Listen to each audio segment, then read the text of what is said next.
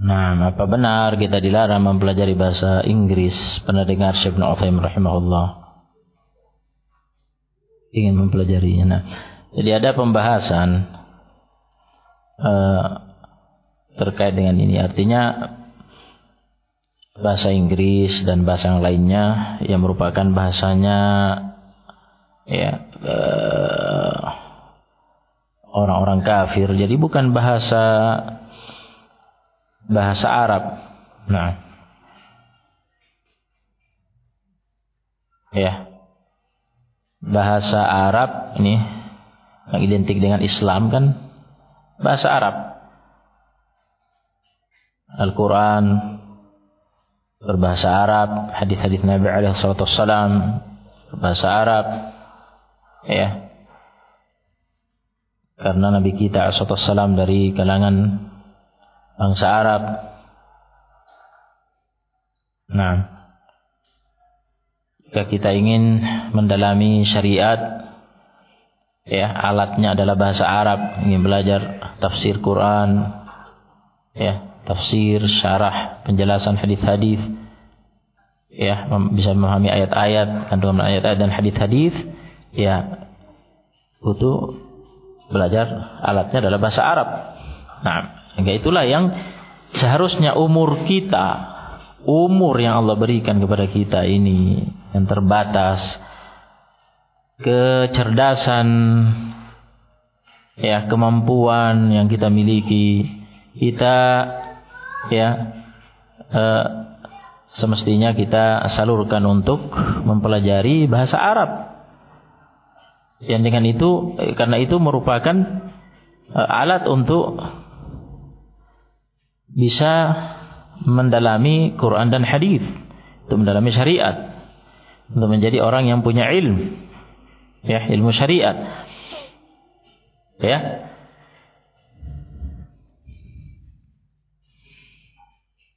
Nah, kita termasuk kita, ya, diwajibkan sholat 5 waktu, ya, sholat 5 waktu.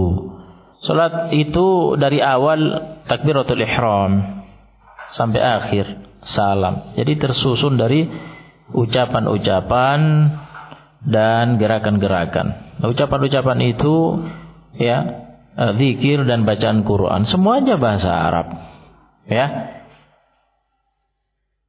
kan begitu. Nah, jadi kita dengan demikian kan berarti dituntut. Yang dituntut dari kita adalah belajar bahasa Arab sehingga mengerti Allahu Akbar itu maknanya apa. Itu bahasa Arab. Apa makna Allahu Akbar? Allah Maha Besar. Nah, kemudian, ya, dalam sholat salah satu rukunnya adalah baca surah Al-Fatihah. Nah, itu berbahasa Arab. Ya, dengan mengerti bahasa Arab kita bisa memahami makna zikir, makna ayat-ayat yang kita baca dalam sholat, dan dengan itu, ya, menjadikan kita khusyuk dalam sholat. Kita memperhatikan hati kita, mengikuti dan memperhatikan apa yang kita baca. Nah,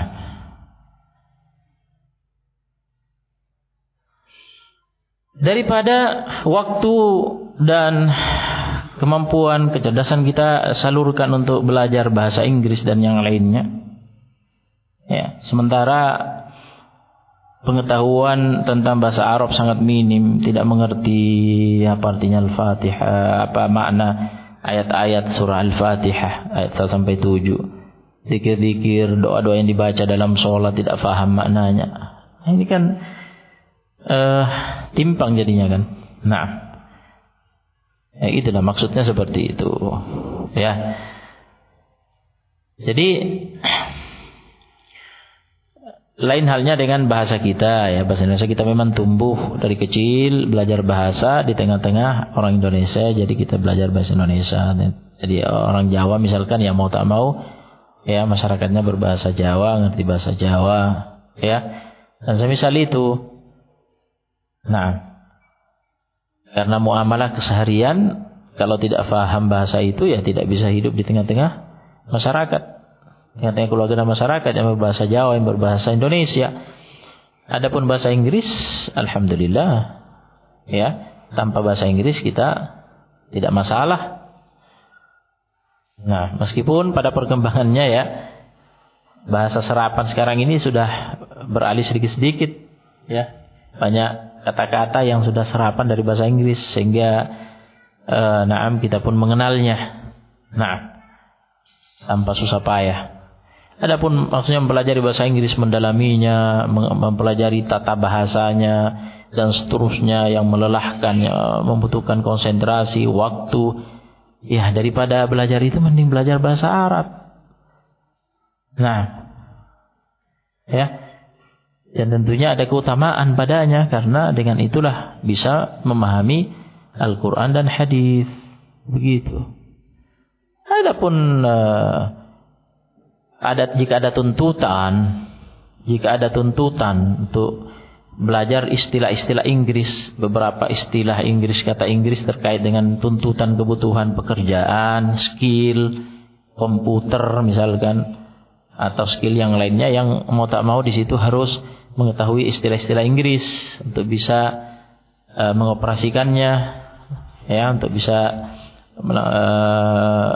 mendapatkan pekerjaan itu, sebatas itu saja. Nah, ya, sebatas tuntutan hajat. Karena sesuatu yang dimakruhkan dan dibenci, kalau ada tuntutan hajat maka kemakruhannya hilang. Jadi kalau memang ada tuntutan hajat maka tidak dibenci, tidak dimakruhkan lagi, insyaallah. Wallahu a'lam.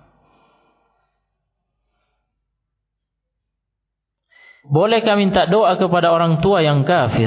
La haula wala quwata illa billah. Kaif yani?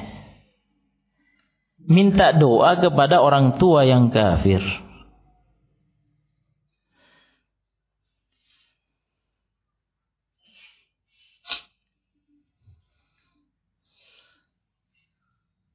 Melakukan sesuatu, ya, apabila sesuatu itu ada gunanya, ada manfaatnya, apabila sesuatu itu dibolehkan dari segi syariat, jangan melakukan sesuatu yang sia-sia, yang tidak ada gunanya, tidak ada manfaatnya, ya, dan tidak dibenarkan, dilarang dalam syariat.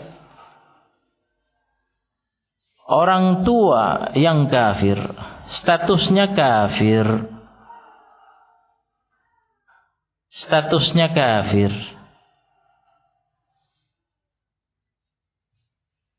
Apakah mungkin diterima doanya oleh Allah Subhanahu wa taala? Dia kafir kepada Allah Subhanahu wa taala, tidak mau beriman kepada Allah Subhanahu wa taala, memusuhi Allah Subhanahu wa taala dan rasulnya, agamanya. Bagaimana bisa diterima doanya? Nah,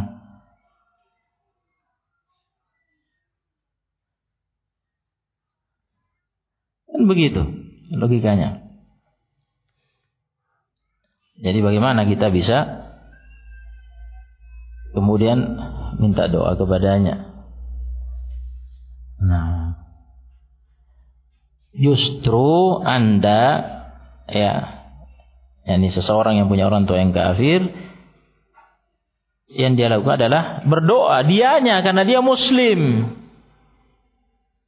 ya, dianya muslim, ada harapan doanya dikabulkan oleh Allah Subhanahu wa taala, maka dia berdoa semoga orang tuanya diberi hidayah, taufik agar masuk Islam, disertai dengan pendekatan-pendekatan dakwah kepadanya, nasihat kepadanya. Begitu, ya. Nah,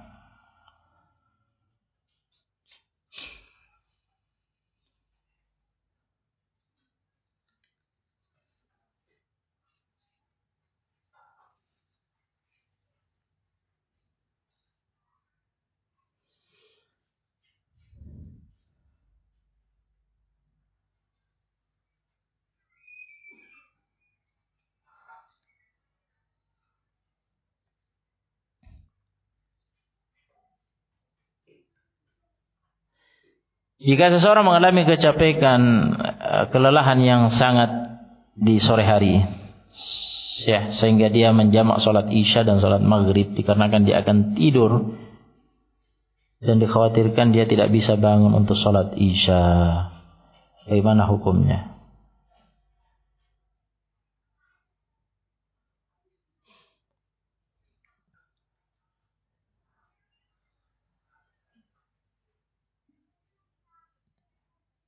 Sore harinya capek sekali, ya. Kemudian ketika masuk waktu salat Maghrib, dia jamak dengan salat Isya.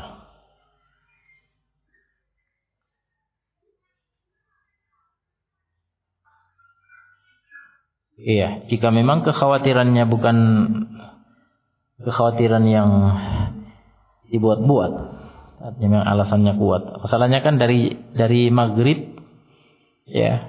Maghrib itu sekitar jam 6 lewat. Jika dia tidur setelah itu, anggaplah 6:30 misalkan. Ya. Dia tidur 7:30, 8:30, 9, 9:30, 10, 11, 12, 5 jam. Ya. Masa dia tidak bisa bangun? Ya, dan minta tolong, ya, kepada orang yang ada di rumah untuk membangunkan. Nah, ya. Tetapi sekiranya memang badannya lelah sekali sampai kondisi lemas, ya, dan dia sangat butuh tidur yang panjang, ya. Karena dia sudah tidak mampu menahan kantuknya, ya, sehingga hal yang sangat berat bagi dia, misalkan bangun, ya, misalkan jam 10 bangun atau jam 11 bangun, itu pun dia akan tetap ngantuk dan tetap lemas, lelah, badannya berat sekali melaksanakan sholat, ya, mungkin, ya. Apalagi misalkan jika tidak ada yang bisa membangunkan, tidak ada yang harap membangunkan dia sendiri, ya mungkin pada kondisi seperti ini, ya, artinya ada masyaqqah yang menuntut adanya kemudahan bagi dia untuk menjamak sholat. Wallahu a'lam.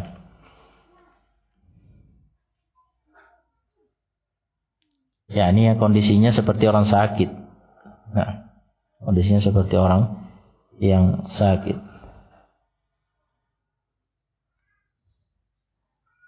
Tapi ini harus satu hati seperti yang telah disampaikan tadi. Nah, karena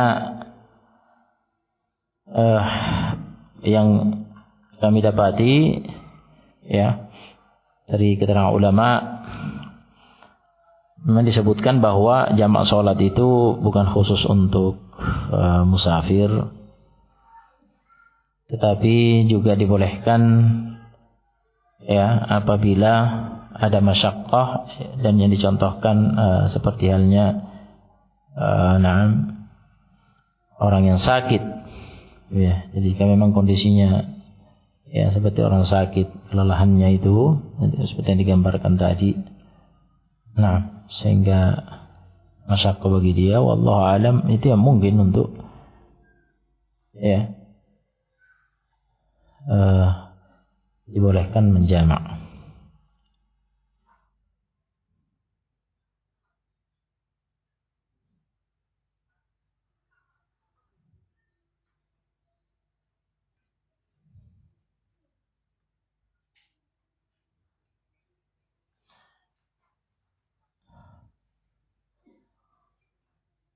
Saya memiliki sebuah produk, saya beri merek Thank You. Subhanallah, mereknya Thank You. Nah, apakah ini syariah? Nah, kenapa mesti milih Thank You bahasa Inggris? Nah, ya. Wal musta'an. Yani memilih bahasa Inggris, istilah Inggris seperti ini mengindikasikan adanya kecintaan terhadap bahasa itu. mengindikasikan adanya kecintaan terhadap bahasa itu. Nah, karena biasanya seseorang memilih merek itu memilih sesuatu yang dia sukai, kan begitu. Nah, dan itu adalah bahasanya orang kafir, orang barat. Nah, ya, pilih istilah yang lain. Nah,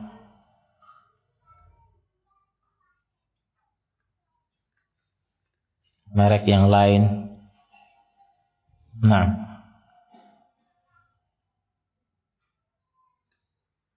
ya ini tidak pantas seperti ini. Wallahu a'lam.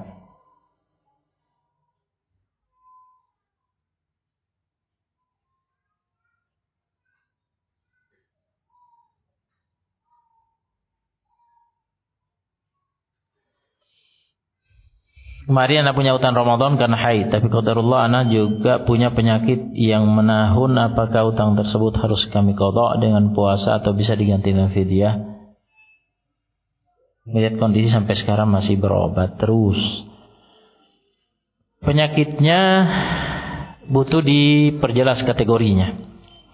Apakah penyakit itu penyakit yang kategorinya ada harapan sembuh, ya, dengan berobat ikhtiar akan ada harapan sembuh karena memang jenis penyakitnya menurut dokter ahli medis spesialis di bidangnya dan terpercaya, jenis penyakit itu divonis ada harapan sembuh. Menurut kebiasaan masyarakat juga yang seperti itu ada harapan sembuh. Nah, jika jenisnya seperti itu maka tunggu sampai sehat nanti, ya, kemudian qadha. Selama masih sakit ada udzur itu tidak berpuasa sehingga dia tidak mengqadhanya, ya. Adapun jika jenis penyakitnya divonis penyakit yang tidak harapan sembuh, ataukah secara kebiasaan masyarakat selama ini itu memang penyakit itu tidak ada yang sembuh. Nah, sehingga dengan itu dia terus berobat, fisiknya lemah, tidak mampu mengqadha, ya, atau butuh selalu mengonsumsi obat setiap saat, setiap jam, siang hari dan malam hari, ya. Maka berarti dia, ya, tidak mampu mengqadhanya sehingga dia ganti dengan fidyah. Dan ketika datang Ramadan dia juga tidak mampu berpuasa karena penyakitnya tidak harapan sembuh tadi, maka di itu pun dia ganti dengan fidyah. Nah,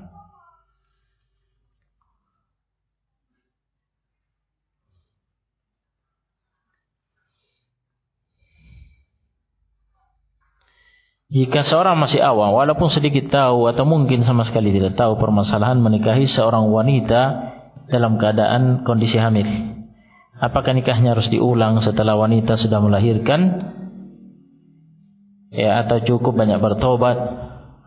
Sama atau tidak hukumnya dengan kondisi masa jahiliyah terdahulu sebelum masuk Islam? Nah, beda dengan dengan masa itu, artinya masa kita hidup adalah bukan masa jahiliyah, masa, ya, Islam dan ada syariat Islam yang berlaku. Nah, sehingga suatu pernikahan yang melanggar syariat dan tidak sah menurut, ya, aturan syariat, ya, tidak sah dan harus diperbarui. Nah, ya, jadi permasalahan menikah seorang wanita dalam kondisi hamil, jika memang pelakunya benar-benar tidak tahu hukum yang sebenarnya bahwa itu tidak boleh, itu tidak sah, jadi dia sangka itu boleh-boleh saja dan itu sah. Ketika telah datang ilmu, ya, kepadanya dan dia mengetahui ilmu syariat yang benar, itu pelanggaran, itu pernikahan tidak sah, maka harus berpisah sementara waktu dan secepat mungkin untuk menikah ulang.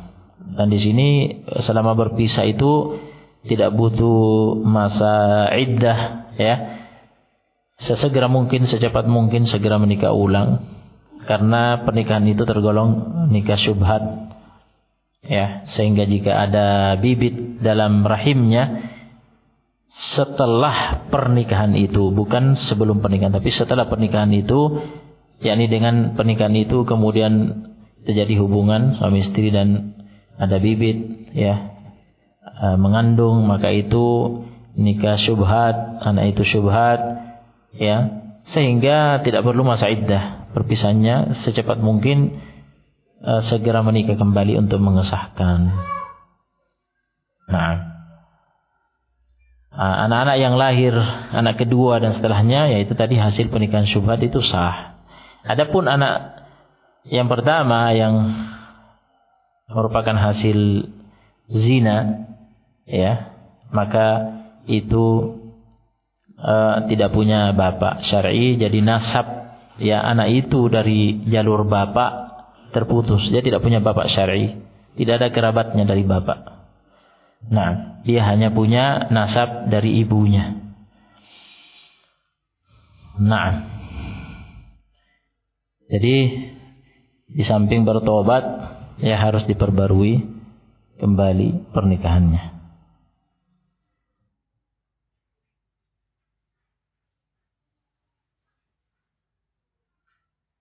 Sejauh apa baktinya seorang suami kepada orang tua jika suami mengajak istri untuk tinggal bersama di tempat orang tua padahal sudah memiliki rumah sendiri? Alasan suami ingin berbakti kepada orang tua.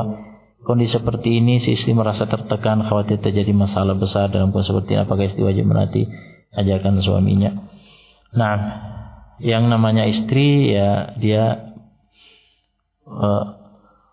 wajib taat kepada suami tentunya, ya, wajib taat kepada suaminya. Naam, selama hal-hal tersebut, ketaatan itu tidak memudaratkan dirinya. Nah, tidak memudaratkan dirinya, dan tidak memudaratkan dirinya di sini dari segi, ya, kejiwaannya, ya, fisiknya dan agamanya, ya. Baik.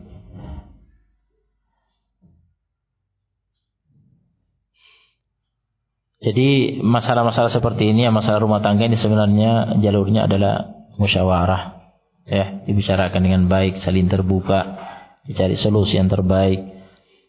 Sekarang misalkan sudah punya rumah sendiri, bagi sebuah rumah tangga itu tinggal terpisah suami istri dengan anak-anaknya di sebuah rumah yang tidak bercampur dengan, ya, keluarga lainnya, itu tentunya lebih nyaman, lebih leluasa, dan untuk maslahat kehidupan rumah tangga mereka, keharmonisannya lebih mendukung dibandingkan ada orang lain meskipun dari kalangan keluarga atau orang tua bersama mereka. Nah, jadi sebenarnya memungkinkan solusinya misalkan tinggal dekat dengan orang tua, rumah berdekatan, sehingga berbakti kepada orang tua masih tetap bisa dijalankan, ya, karena dekat. Nah, lain halnya jika orang tua ini sudah udzur, usianya sudah, fisiknya sudah lemah, sudah tidak bisa melayani dirinya sendiri, dua-duanya sudah benar-benar butuh pelayanan, ya, dari anaknya, ya, sudah tidak bisa masak sendiri misalkan, sudah tidak bisa membersihkan rumahnya sendiri, sudah tidak bisa mengurusi diri mereka sendiri. Nah, ya, karena benar-benar sudah tua, jadi maka ini sifatnya darurat. Nah, sifatnya darurat di sini tentunya sebagai seorang istri ta'awun, ya, sebagai suatu bentuk ta'awun dengan suaminya dalam berbakti kepada orang tuanya. Nah, maka dia berusaha untuk menyesuaikan diri dengan itu, ya. Jadi buang kekhawatiran-kekhawatiran yang tidak beralasan. Nah, bersabar dan begitu. Nah, Lain halnya jika orang tua itu sebenarnya masih meskipun sudah namanya orang tua sudah tua ya, tetapi mereka keduanya masih bisa mengurusi kehidupan mereka sendiri, hanya butuh ya hiburan ya, sering berjumpa dengan anaknya, maka itu memungkinkan dicapai meskipun tidak harus serumah. Nah, tidak harus serumah.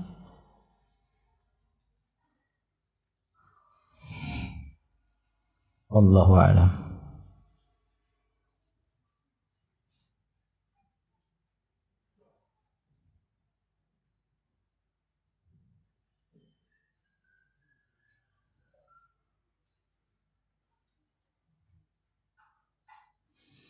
Nah, apakah hukum menyusui anak sampai 2 tahun penuh sampai tingkatan wajib? Nah, ya, karena anak itu ya gidanya, nah nutrisinya, ya makan minumnya dari penyusuan itu. Nah, maka wajib menyusui anak sampai 2 tahun, sampai masa disapih. Dan di sini ya suami berkewajiban menafkahi, menafkahi untuk penyusuan tersebut. Ya. Apakah boleh mengatakan kepada umat yang menghentikan penyusuan sebelum 2 tahun dikatakan dia tidak memenuhi hak anaknya? Umat tersebut menghentikan penyusuan karena dia sudah hamil lagi. Adapun jika ada faktor, maka ya pembahasannya lain. Jadi jika dia hamil lagi misalkan, jika memang fisiknya mampu, ya fisiknya mampu, suplemennya mendukung, nutrisinya suplemennya mendukung bagi dia dalam keadaan dia hamil dan dia juga menyusui, dia hamil dan dia juga menyusui tanpa memudaratkan dirinya, ya, atau memudaratkan salah satunya. Ya, maka lanjut. Adapun jika memudaratkan dirinya, jadi sakit, ya, atau membahayakan janinnya misalkan, baik, sementara janin ini jelas, ya, nutrisinya tidak ada pilihan lain, ya, karena dia masih dalam rahim. Nah, adapun bayi yang sudah menyusu ini ada pilihan lain, yaitu disusui dengan ya susu. Nah, produk susu yang ada yang dijual susu sapi gitu ya. Nah, dan dengan itu anak itu bisa bertahan hidup, ya, dan juga bisa sehat meskipun tentunya tidak sebaik susu ibu ASI. Namun dengan itu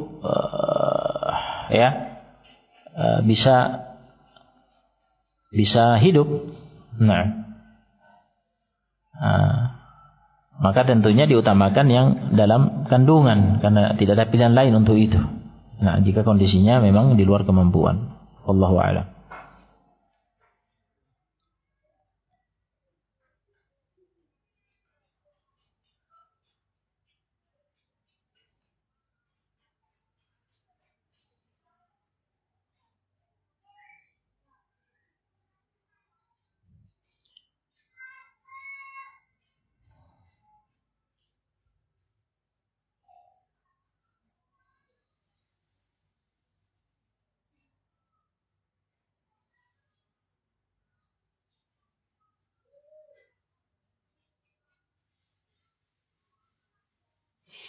Nah, bolehkah istri berkurban atas nama dirinya dan apa keluarga yang meninggal dan yang niatkan mendapat pahalanya? Apakah suami dan anaknya juga dapat pahalanya? Mana yang lebih afdal, mencukupkan suami yang kurban atau istri? Nah, kurban itu hukumnya fardu kifayah.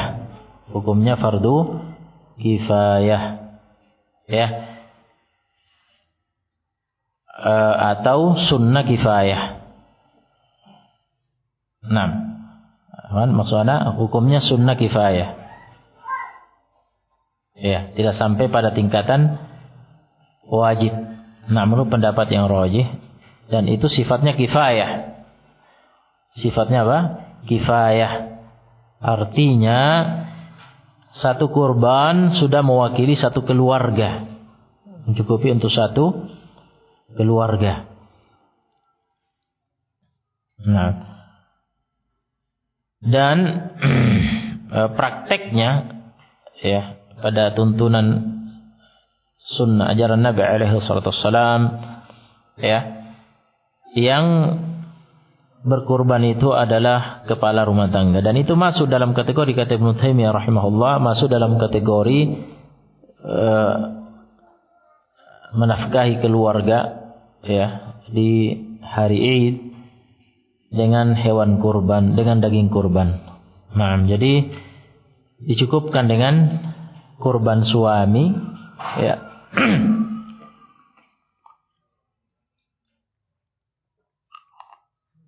Sebagai penanggung jawab nafkah keluarga, dan istri, anak-anak yang tergabung dalam rumah tangga itu yang mengikut kepada suami, nah, tanggungan nafkahnya ikut mendapatkan pahala dari kurban itu. Nah, ikut mendapatkan pahala dari kurban itu. Nah,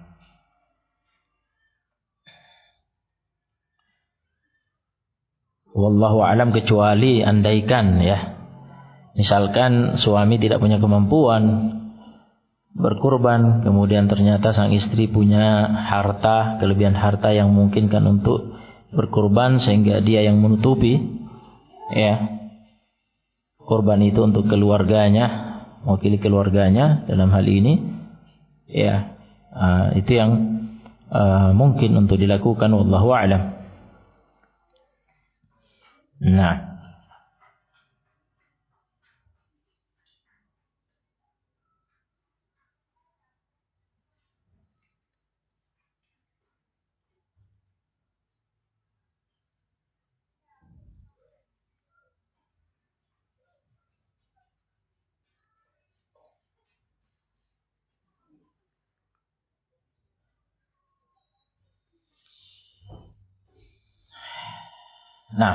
cukup dulu mungkin. Jam berapa sih? Tidur ya.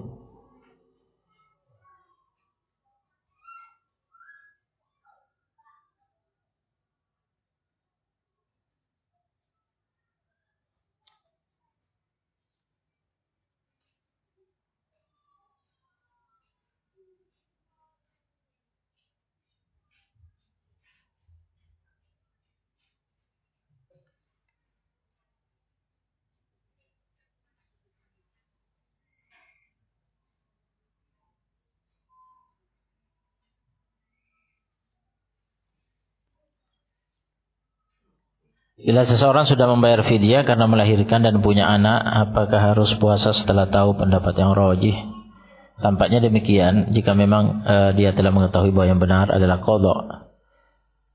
Ya, yang berarti fidyah yang pernah dia bayarkan ya itu keliru, dan itu akan bernilai sedekah. Nah, tetap berpahala, tetapi untuk pengganti puasanya dia qadha. Wallahu a'lam.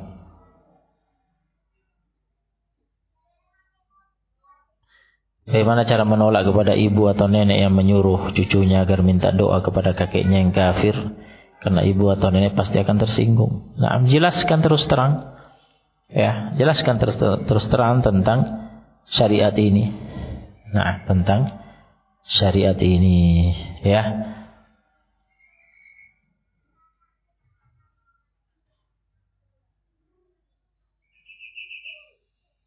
Dijelaskan dengan baik, ya, dengan sopan, agar mereka bisa memahaminya.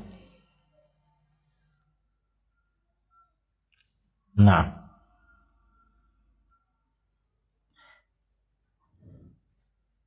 dalam fikih muyasat tentang buang hajat disebutkan tidak menyingkap bajunya kecuali dekat dengan bumi.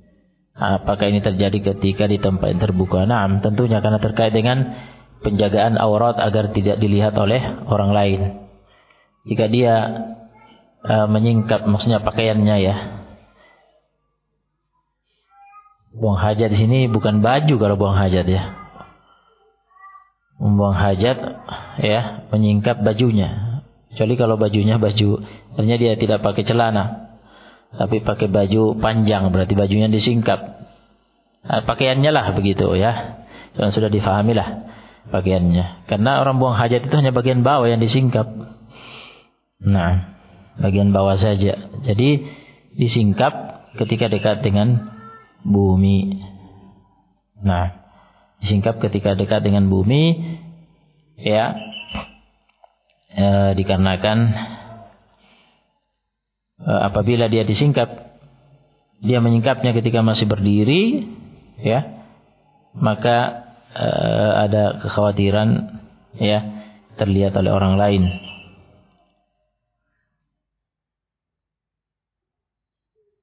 Nah,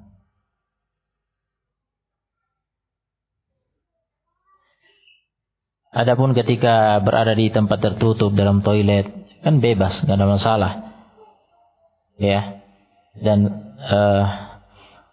ada pakaian-pakaian tertentu, misalkan sirwal, ya, yang tidak memungkinkan untuk hanya diturunkan ke bawah, tetapi harus dilepas.